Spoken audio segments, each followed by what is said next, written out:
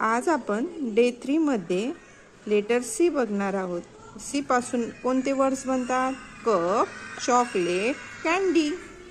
Okay, तर आज आपण सी लेटर कसं बघणार?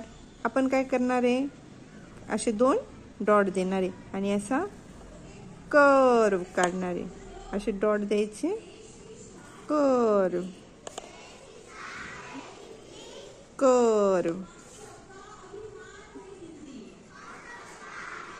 आणि असं ट्रेस करून C for cat, C for cup अशी आपण प्रॅक्टिस करणार आहे.